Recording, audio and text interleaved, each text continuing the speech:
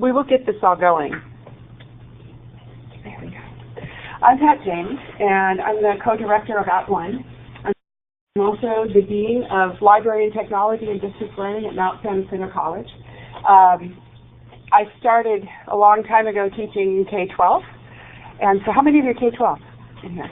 A few? Okay. And I graduated with my students. Welcome to the CCC Conferred Conference Center. For security verification, please enter your passcode followed by the pound or hash key. Are we done? Please hold. Please hold. Thank you.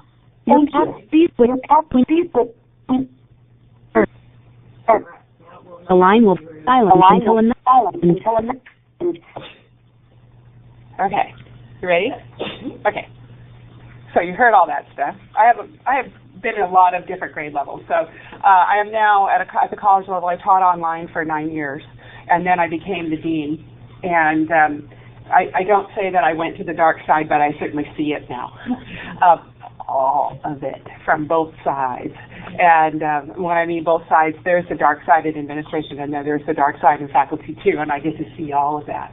But I also get to work with some wonderful online teaching faculty and get to train faculty all the time, which is just really my passion. As Steve was talking about passions today, I thought if he asked me, I was like, oh, ask me, I know. It's training faculty to teach online and getting them excited about the possibilities for that. But what's happened as I've moved into being an administrator is, and also in a lot of the training that I do, is that I've learned that there are policies and procedures that you really need to have in place in order to do a little CYA if you're the teacher, and a lot of CYA if you're the administrator. And so that's the stuff that I'm going to share with you. And I probably won't get through all of the policies and procedures that you should have in place, because there are quite a few. But there is a website that I'll be giving you a handout in a minute.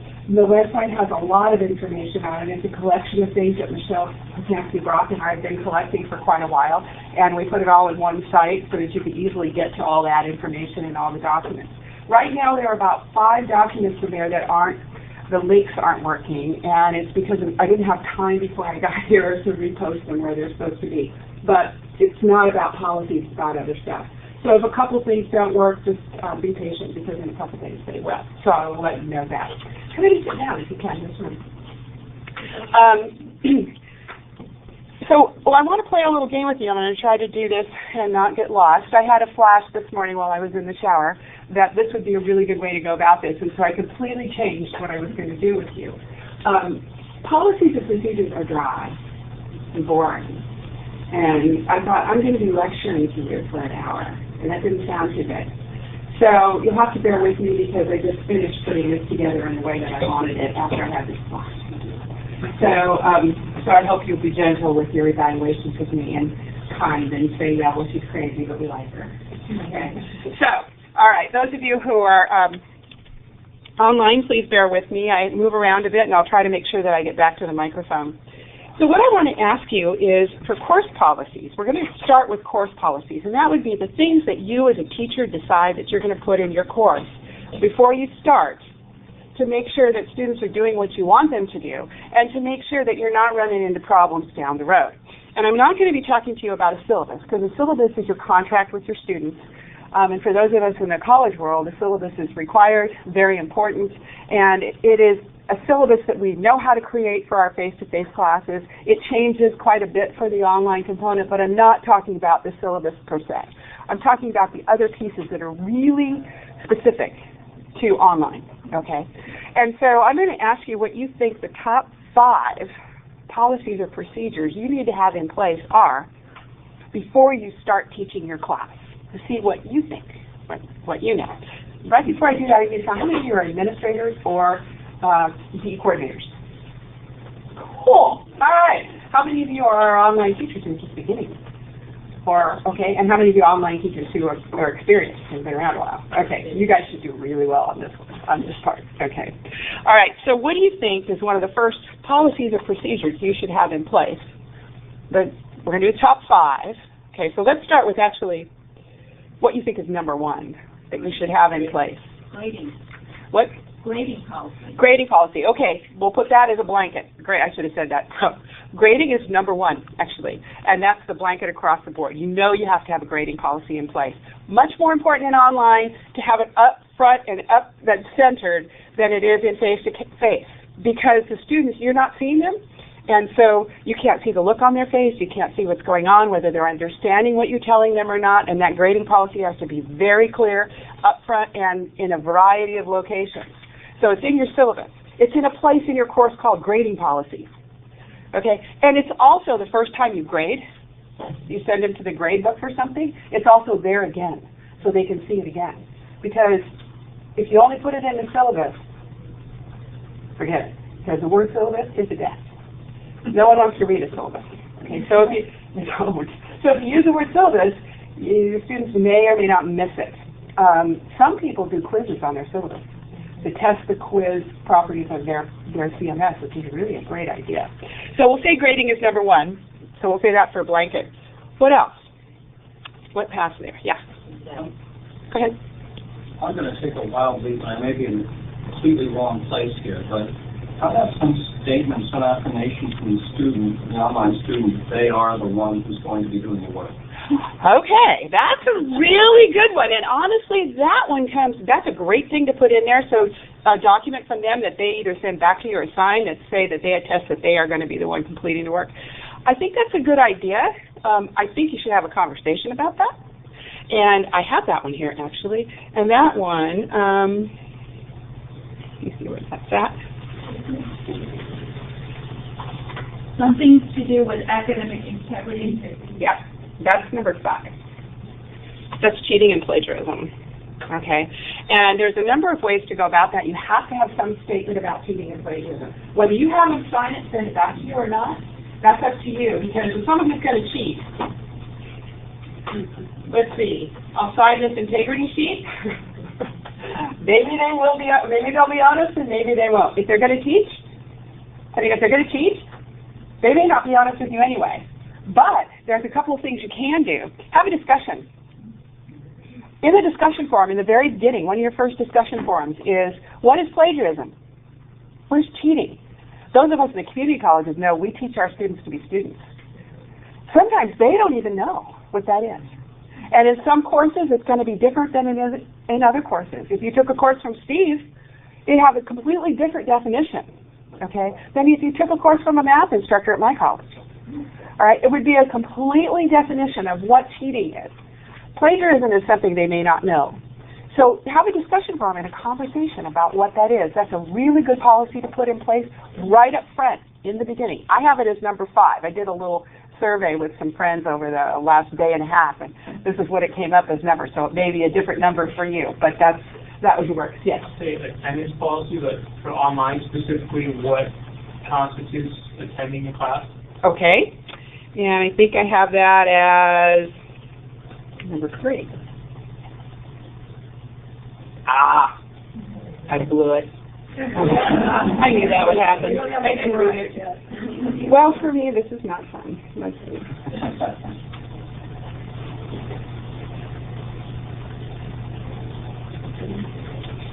And go to 3. There. Student responsibilities and expectations. Okay, that's number 3. So that's participation. What that means to you. What is participation to you? What does that mean? Does it mean that they respond to every discussion question? And does it mean that they respond to every one of your emails? Does it mean that they check into your class in a specific way? What does that mean to you? What is the participation? What is it you expect from them? And so the responsibilities and expectations have to be set up very early on. Saving their own submissions, that might be a responsibility or an expectation that you want to put out there for them, which means this is one I didn't think about until we had a major catastrophe and we lost our database and all our discussions, and grades were gone. This was spring break, and it was a long time ago, so I can actually talk about it now. I've recovered. But now we ask our students to save everything, including their responses in a discussion board, that it's their responsibility. And we ask faculty to make sure that they're checking to see that things are turned in.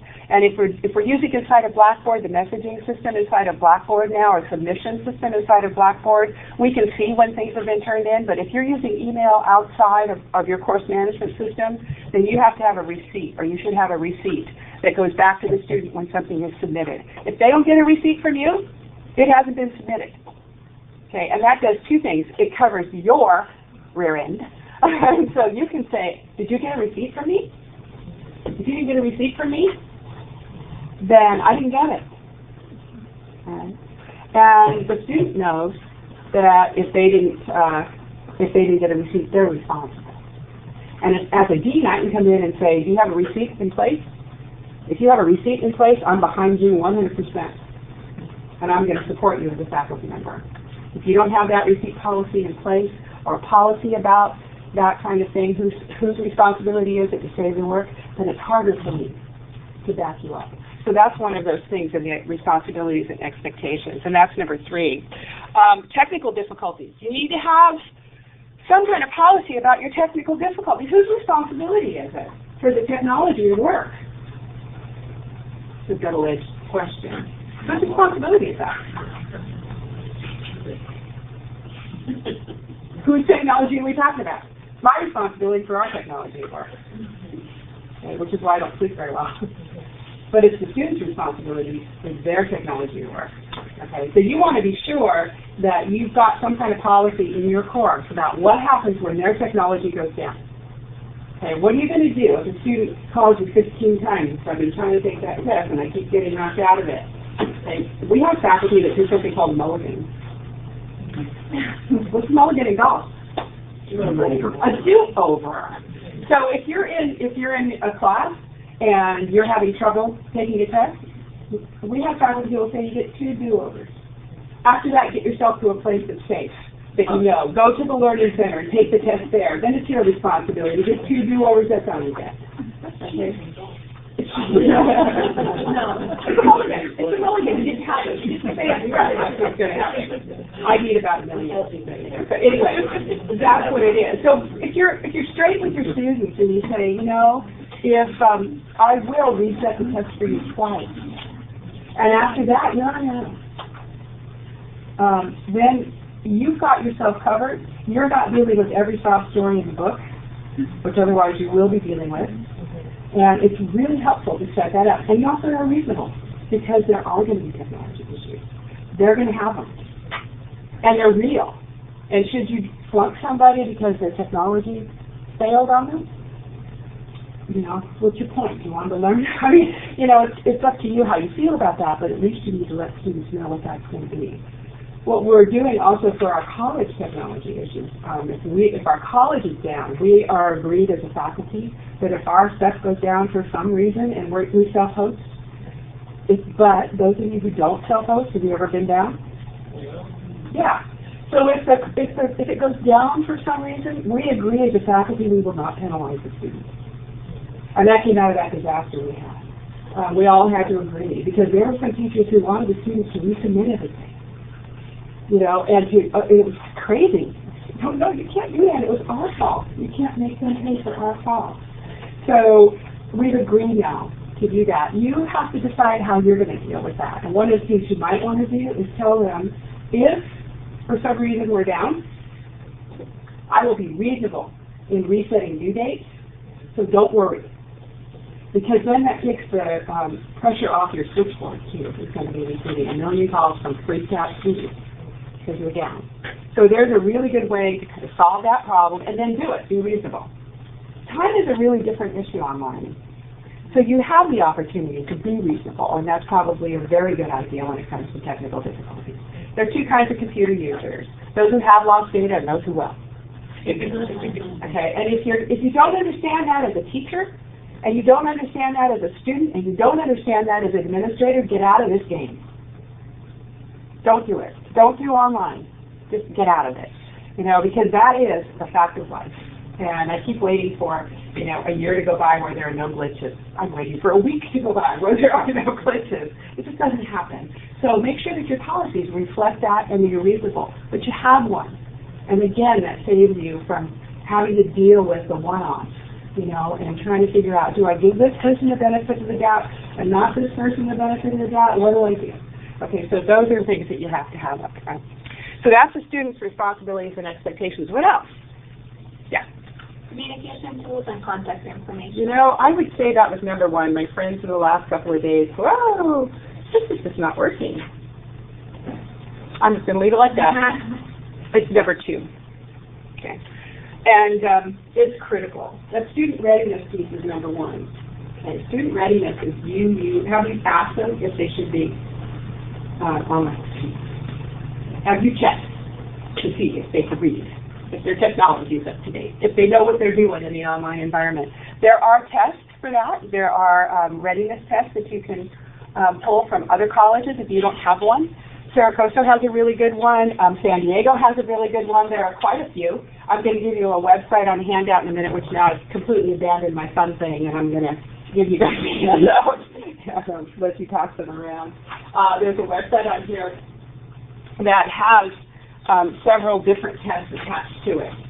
And so you can just use that.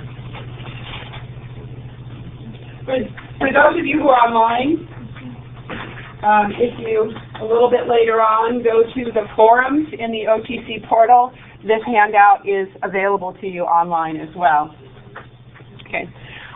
Orientation to your classes. How many of you have institutions that have orientation? Okay. Pardon? Not online.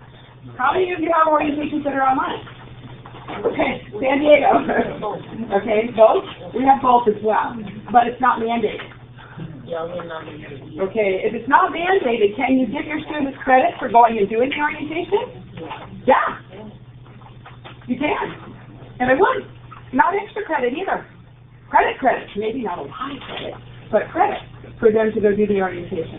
Okay, and to take a readiness test that's self-scored. And I think, Andre, yours is that way, right? It's a self-scored test. And then there's feedback based upon the score. Right. And so Anna, who is one of our teachers at One, has them fill out a PDF online that says what their scores were on those tests. And then they email that PDF back to her. And then she can see by the score whether or not she needs to talk to them or get them some additional help.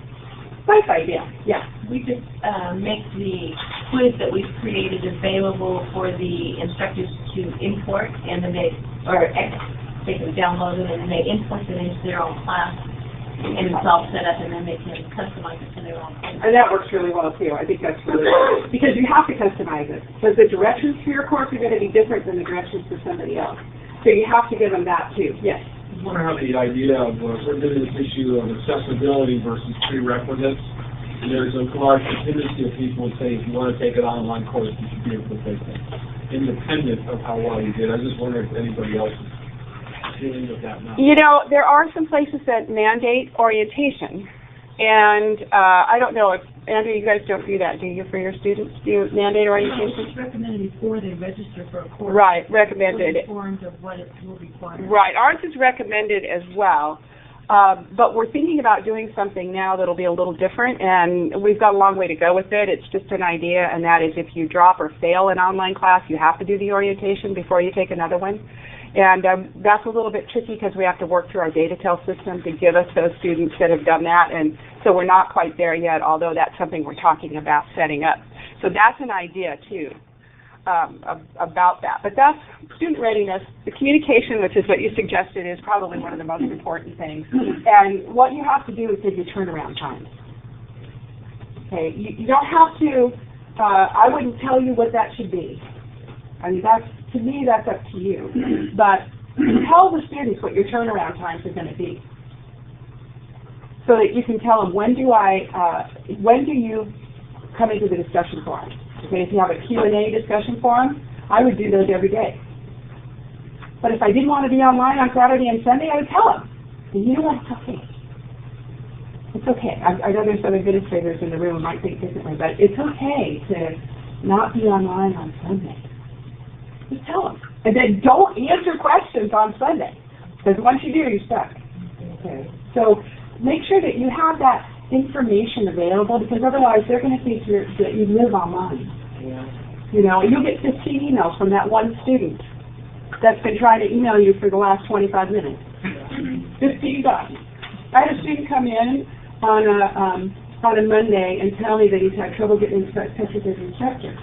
Well, that's a red flag for me, you know, because that's what I hear the most if my instructor's not present in the class. That's a big red flag. So for me, I'm going, oh no, you know, and asking the student what's going on, I find out his first email was sent on Thursday night. It's Monday morning.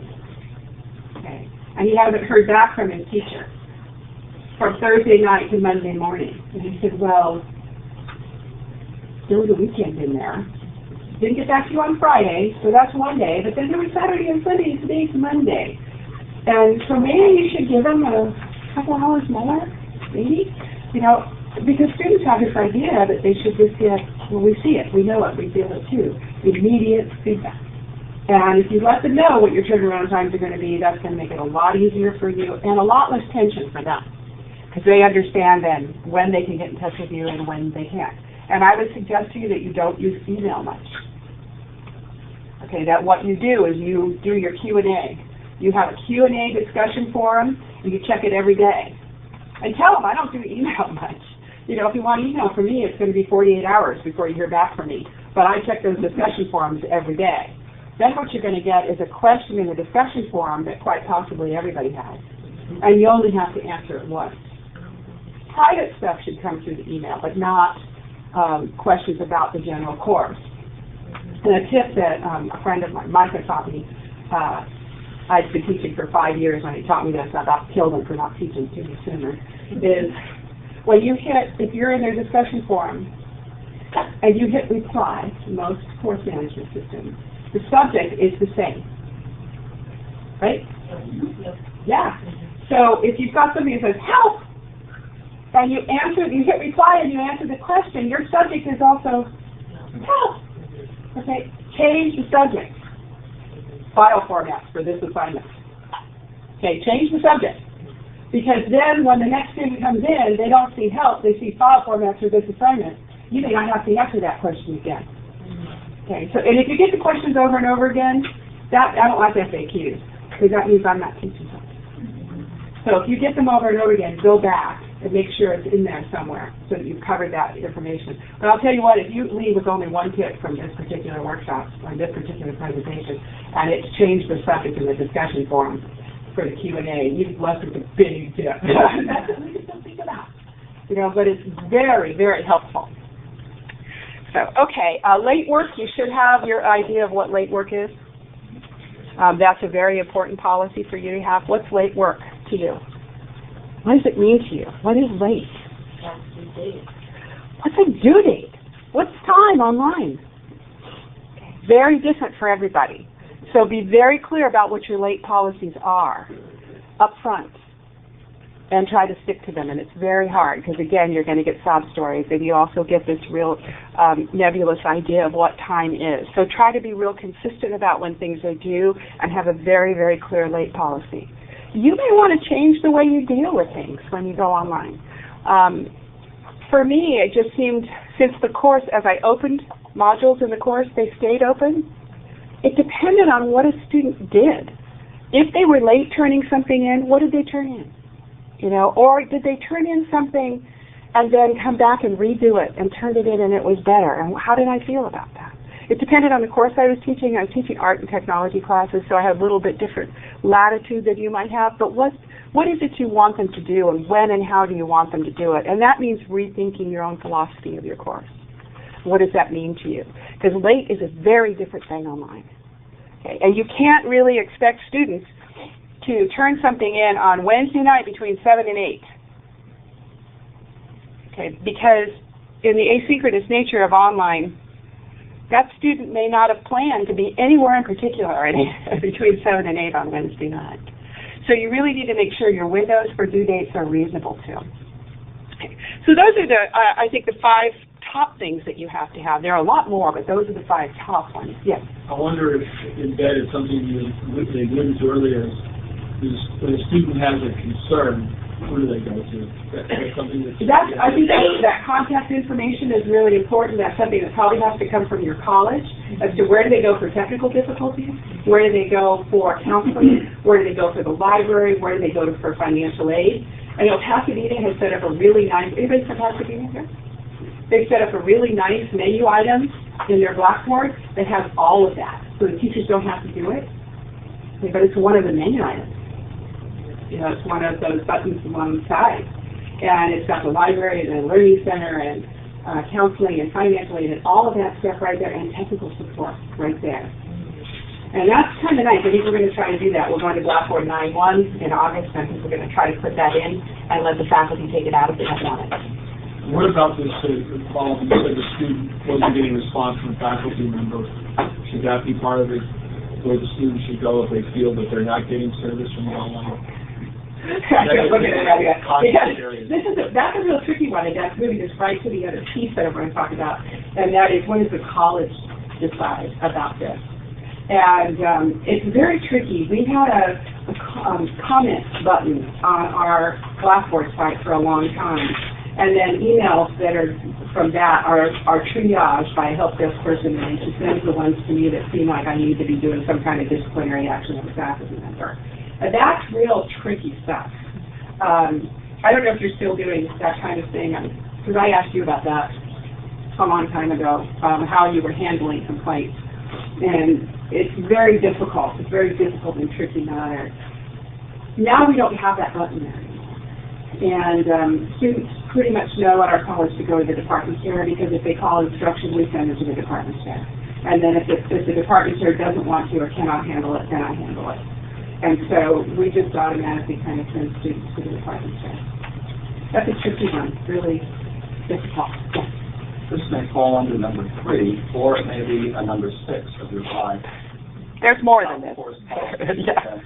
But, you know, I'm the Dean for Distance Education at my college, and I found that while many students who take online courses think it's going to be at their time and place convenience, many faculty have things that they have to do at certain times and places, like a faculty may choose that they want proctored exams. Am I taking it to your next thing? It absolutely is.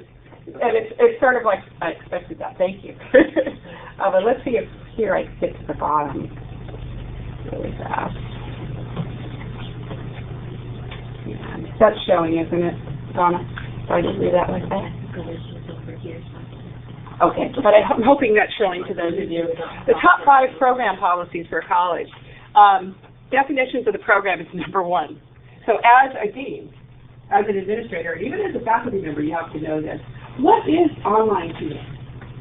If you say that your courses are fully online, how many of you have courses at your school where students do not have to come to campus for anything? Okay. How many of you call your online courses online, but they have to come to campus for an orientation? Okay. There's a problem there.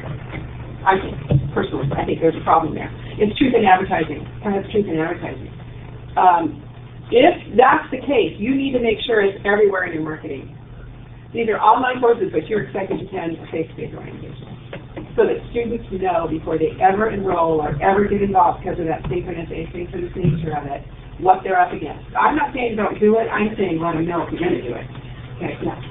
There's a question. In our case, I teach non-credits at Yale Community College, and we do have advertised everywhere the mandatory orientation meetings. So we always told that because we are battling that issue, that there's a difference between non-credit and credit online teaching. I think that it's your policy of your institution. It's local. Now, this is not a defined thing statewide. Now, there's a bill right now that's moving through the state that I hope doesn't go very far, that wants to define distance education in a way that we don't want to go back to, which is that fully online courses are 51% or more online.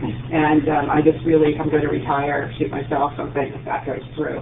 Because that's not the case. The state, through Title V regulations, the definition of distance ed is any time you replace face-to-face, or you teach a course where the face-to-face is replaced by distance education.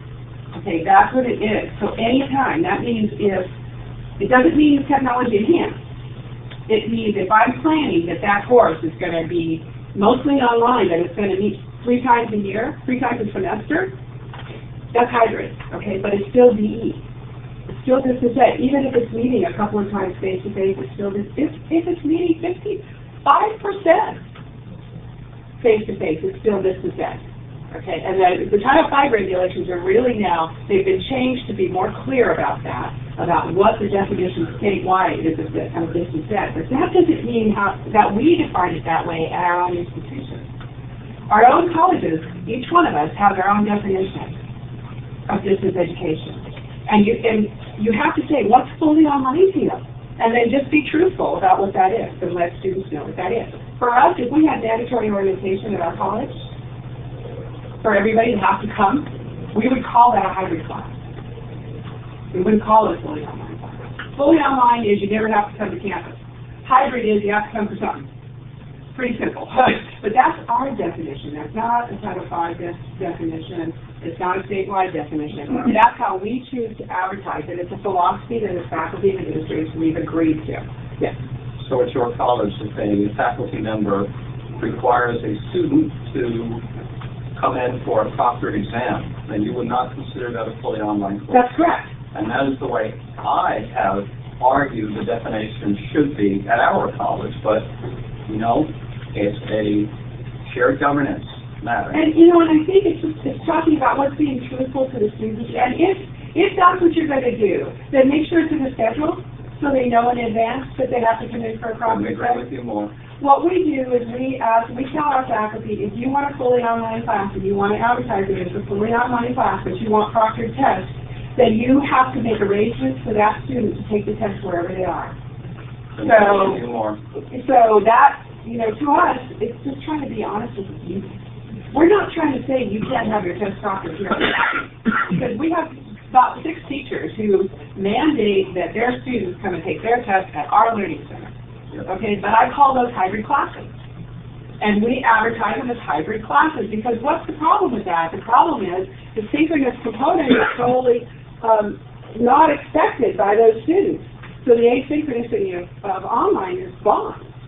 And we just want to know. You know, I just don't want to get complaints from people. We want to know. Not only that, learning centers want to know. So as a follow-on, I couldn't agree with you more. And this is the line of reasoning that I have used with faculty. I've even created systems that allow them to provide this disclosure for students if they haven't created a syllabus yet. They don't fill those out. They don't agree with me. They feel that they have the right to make that policy and make that choice. So unfortunately, I would say there's still some confusion. And I think that it's going to take you some time probably to work with your Senate on quality issues like that. And there's a paper the ACC, the ASCCC, the State Senate has an effective practices for technology document. You can pull that out, and it does say that in there, if I remember correctly. But that's some of your backup to that. It is a quality issue with students. It is truth in advertising for the students. You know, and you don't want to stop what the faculty want to do. We're not trying to do that. We're just being honest with how we market to our students. That's it.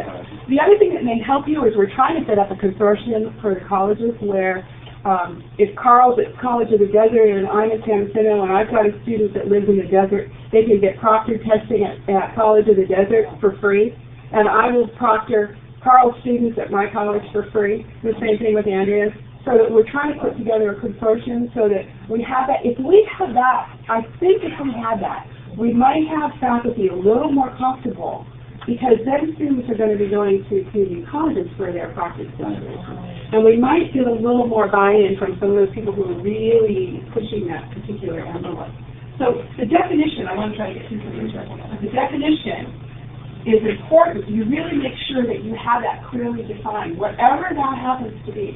I honestly think that right now the legislature that's trying to define this for us has a misconception of what distance education is compared to what technology-enhanced courses are. I really think that they don't understand the difference and they don't want to legislate technology-enhanced classes.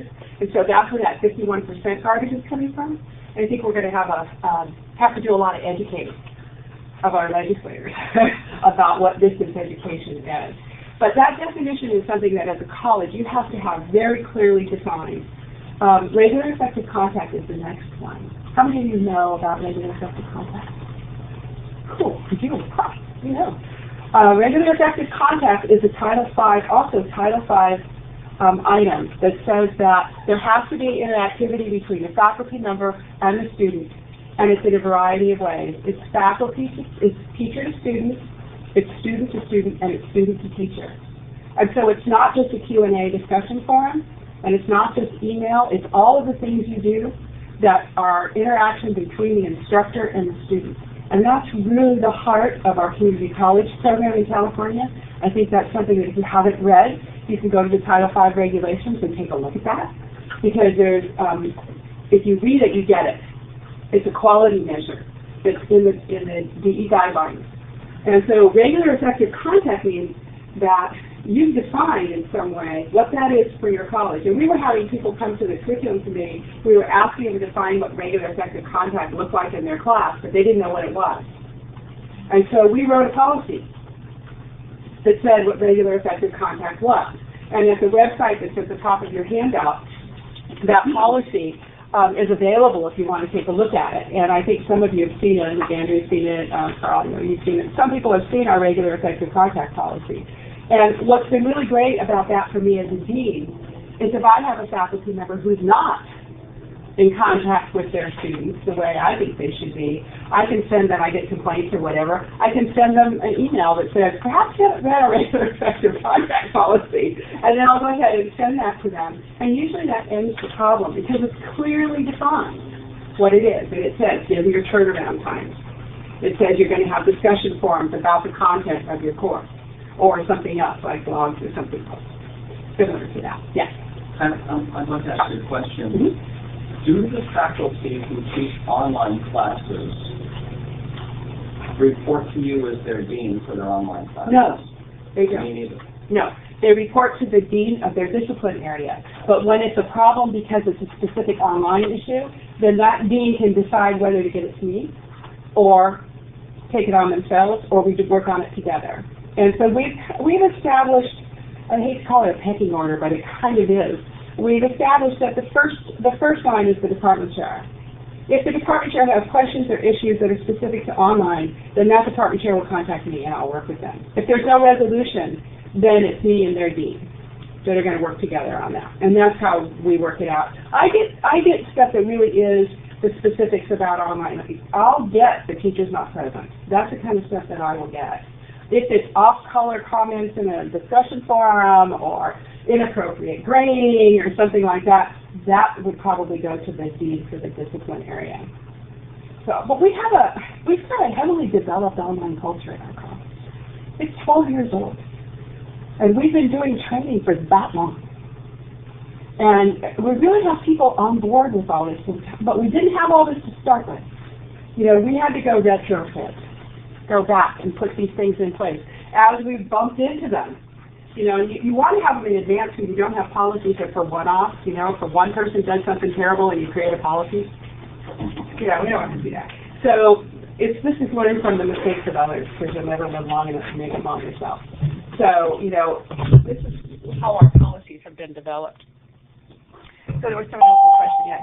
Another question about how you deal with the idea of authenticating that a student is actually taking the course. We've had this discussion of a distance at IT committee for years now. It seems to come up every couple of years. I think of interest. I am the dean of business, but we have the most online courses, distance ed courses, and so all those, both levels come to me, distance ed side and also just the teaching issues side, but we require right now that there's an on-ground final for distance ed classes. In our division, that's not consistent across the campus. However, the district policy really is on that side of it. I know that you can just have if you have a student ID and a password, that meets the criteria for Title V and ACCJC. But it's multiple measures of assessment. The WCET document that's also on that handout that I gave you, there's a section right down there at the bottom on the right side that has that kind of authentication stuff. And that document is really good. There's a whole section of it. It goes section by section about what the college can do and what the faculty can do. And the integrity piece is multiple measures of assessment. In an online class, a test should not be the only way that you assess the students' work in that course. And one of the things I would suggest to you is that we've instituted a check-in policy as well. So 5 days before the class opens officially and 2 days into the class, students are asked to check in the discussion forum. And we've worked real hard with our faculty to make them do some kind of meaningful discussion for that first one, like tell me about yourself. Because if you got a student telling you about themselves, now you have a baseline of their writing and kind of who they are, and you have an idea of who you're dealing with, and you're watching that over time through multiple measures of assessment, through essays, through projects, through talking to them. One of our faculty members who's brand new, her plans are to do a Skype interview with every student at the beginning of the class. A lot of work. She's already set out a schedule. You pick the time. We're doing a 15-minute interview. Skype. One of our faculty said, but what if my student can't afford Skype? It's free! So it's free. So, that's something to think about if you're worried about it. But really encourage the multiple measures of assessment. If they have to come in for a test like that, it's a hybrid. Just market it that way. Just go with it. I learned not to fight, too. I learned not to, there are people I'm not going to move. There are people I'm not going to move. I'm not going to move them. So I need to be okay with what they're doing. I just need to fit it into a definition that's reasonable for students. And generally, you can sit down with someone and negotiate that and say, look, I'm fine with your bringing them in. I don't have any problem with your bringing them in. What I have a problem with is a student expecting an asynchronous class and finding themselves tied to something they can't possibly follow. And if you think about it, sit down and talk to them about who are your students. You've got firefighters. You've got people who are in the service. You've got people who work really bizarre hours, not like anybody else. You have to try to be reasonable with that. What is online about? Access. It's convenient access, and that's your case. That's the case you have to make for protecting those students from that kind of stuff. Yeah. You seem to always go back to this point of synchronous versus asynchronous as a determining factor. And I guess you're very respected, so people can quote you saying that. So, because we're dealing with all the same issues as they are, with faculty insisting upon proctored examinations, and other people saying, no, it's not online. And if we can say, well, look, we can accommodate everybody, that it has to be asynchronous, I think that's kind of... I think it's either different than that. I think you can accommodate everybody, but the difference is not... The asynchronous-synchronous difference is fully online and hybrid, is what the difference is. Because when you start talking about hybrid, you start talking about a student having to be in a particular place at a particular time. We expand that a little bit, saying the student has to be in a particular place and or a particular time. So I think that's kind of the difference. And the expectations of the students these days are that fully online is fully online. And it's up to you, because you change then who has access to your course. Do you have students from other countries? Do you have online students from other countries? We do. We have international students online. We have students in Pakistan and Dubai. We had 2 students in Germany. I'm not going to ask them to come in and take a test or do an orientation. And it goes. Do you require them to have a proctored test and go somewhere physically to the hybrid class? No, if they have to go somewhere physically and it's a proctored test, as long as it fits them and they have made arrangements with the instructor, time frame and location. So what our CIS instructors do is they say, you've got 3 days to come into the lab and take your exam. See, to me, that's a hybrid. Okay, and why? Because it's the location. Okay, it's the location. Saying that because they're local and they're showing up physically, that it's hybrid, but if they're in Germany and they have to show up somewhere physically, it's not. No, I'm saying if you give them the option, it's an online class. If you don't give them an option, it would be an option. Pardon? So if you have location. Location. No, the 3 days is fine. Yeah, I think 3 days. 3 days is fine. That's a fairly decent window. Okay, but what I'm saying is making them come to it's really about making them come to your college. Really, we're talking two criteria. Two criteria, yeah. So that's what it's really, I mean, that's what it's does the student have to come to your college? Yes or no? Okay, if yes, to me, it's in the same category as a hybrid, although a hybrid has a different definition. But it's in the same category because it's making a student do something that is tied to your campus. Okay, and it may not be at a specific time, or it may be, but it's tied to your campus. So for us, the difference is access. If I'm living in Dubai, I want to be able to take my class and know that I don't ever have to come to campus. But I may have to proctor at a learning center there, or a government agency or something like that there. Yes? Have you seen any data about the incidence of misrepresentations or cheating comparatively between online classes and face-to-face classes? I mean, not what I'd like.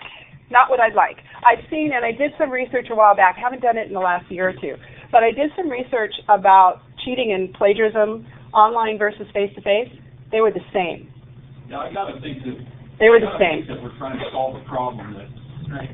Yes, that is a problem. Online and it is face-to-face. It is a problem, but you're right. It is a problem in both places, but it is a problem.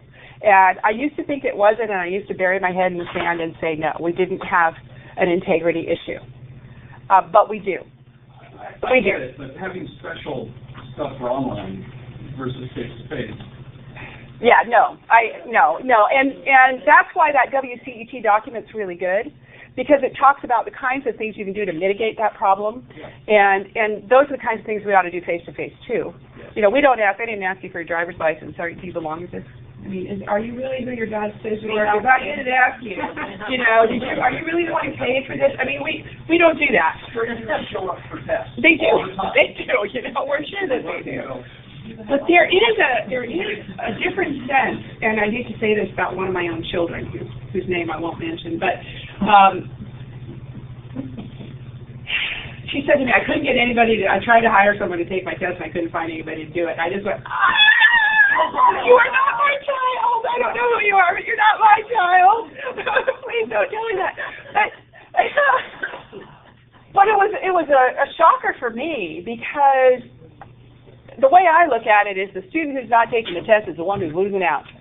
It's their education, they're paying for it, and they're screwing themselves up as far as I'm concerned. But, that's my own little attitude. But what my own kid was saying to me, we had a real long sit-down chat about what I thought of that.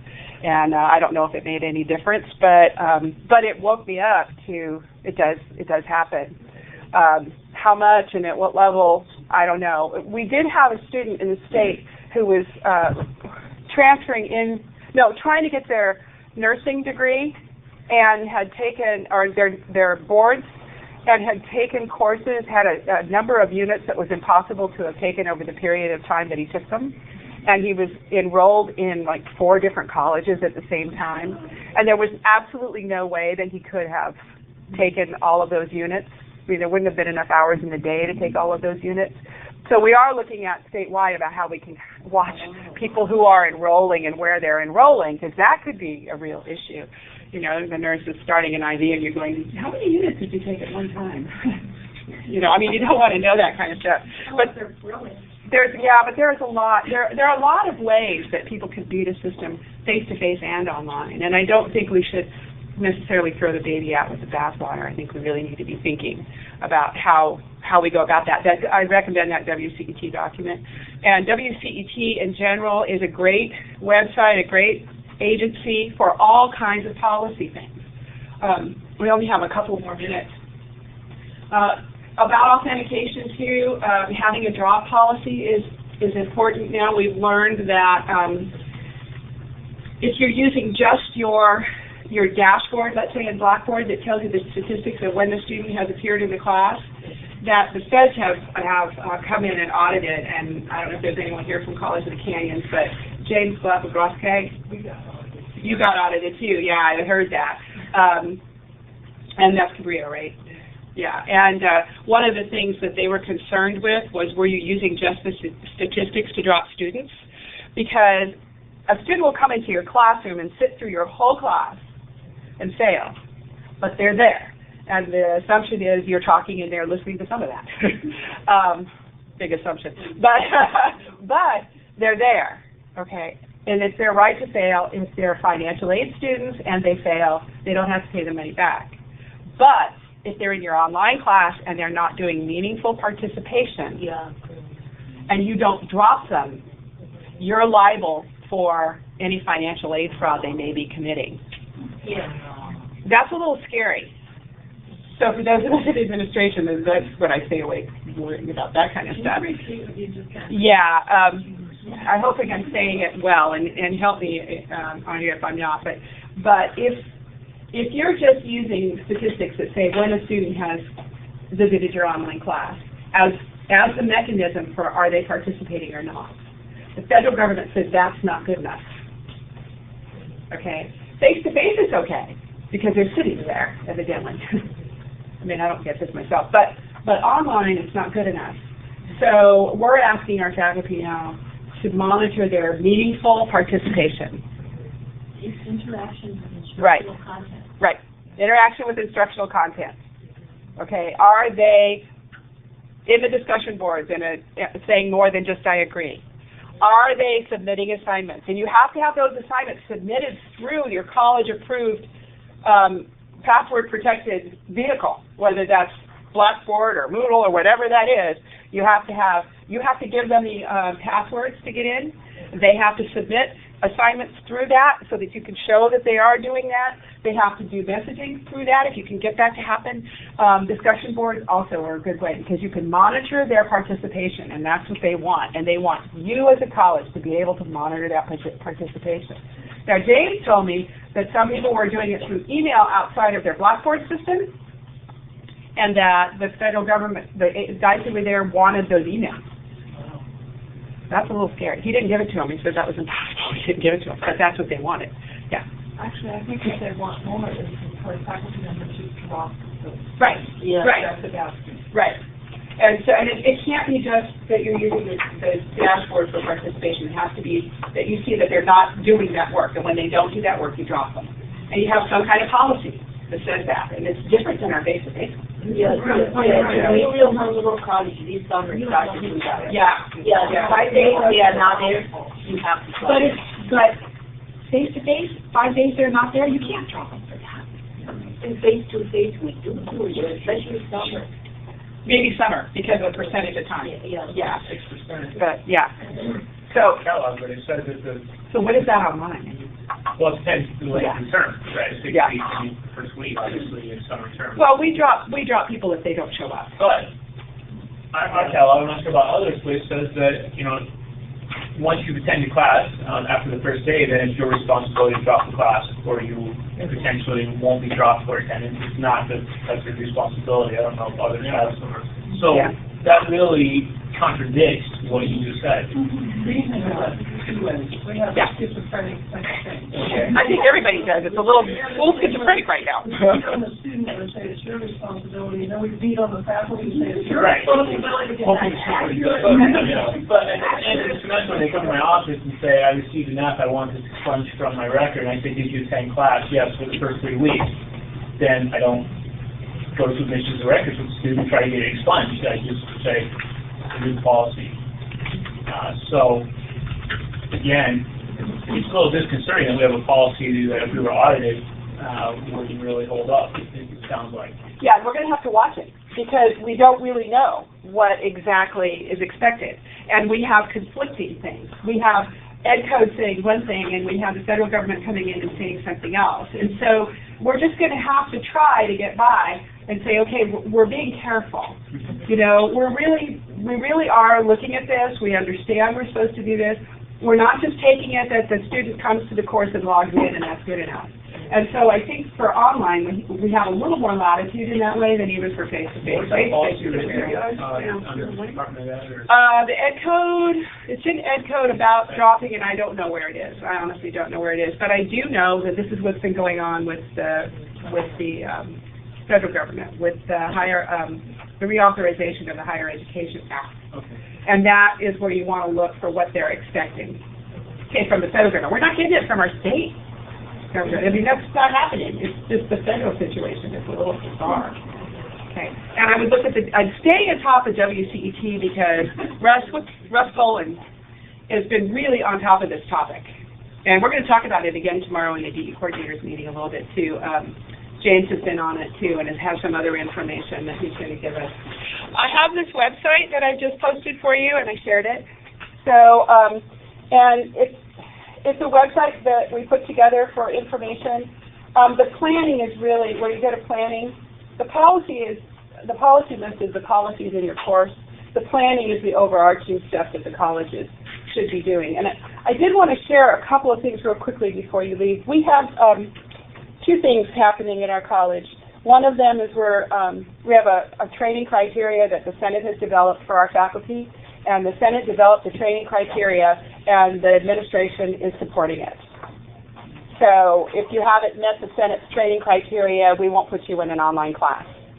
And it's a wonderful partnership. It was very clean and easy to do, and so if you email me, I can send you what ours is, or I can tell you about how we did that. The Academic Senate? Pardon? The Academic? The Academic Senate. And the other piece is that we have a visitation protocol for those of you who are administrators. And what was happening was when I was hired as a dean, one of my friends who was a dean wanted me to go in. Audit, visitation. Sorry? Audit. No, I'm talking about visiting a class just because you think something's going on in there and you want to go into a class. I had a friend who wanted me to take him into some classes because he thought there was something weird going on. And I said, well, you need to let the faculty member know. And he didn't want to do that. And I said, well, I won't put you in unless the faculty member knows, because if you walk into their class, they see you. So he went, oh, okay. So we have a visitation protocol that says if we have a reason that we think is reasonable for checking your course, students are having technical difficulties, it's a whole list of things. We've had a lot of complaints about whatever it happens to be, and we send them an email or we call them or we do both, but we don't have to hear back. And then we go into their class to see what's happening. But what that really does is protects the faculty member. And so our faculty are now on board with that. They weren't at first. They thought it was weird. And I said, okay, don't do it then. I'll just put people in without your knowing. And he went, no, we don't do that. So I said, okay, let's do it this way. And so that's worked out pretty well. People understand it. And we've got a lot less going in the second classes than we used to have. So, but we are doing the accessibility audit too, which I can explain at the DE coordinator meeting. Do you have a parallel for a face-to-face that someone can just go in, or would that be all the special reviews? Actually, you can go into any class at any time because it's your responsibility to make sure that things are going on. If you, for example, if you see a bunch of people standing at a door, and the door's locked, you can go and see what's going on, or you have an idea that something's going on, you can go in. It's your responsibility. But in online, they wouldn't see you. So we have that as well. A lot of stuff. It's not ready to start. So, they're trying to get in. I got to get out. What's the URL to that? It's on the handout. It's at the very top of the handout. Have you created comments? These? Yeah. Yeah, they're all free.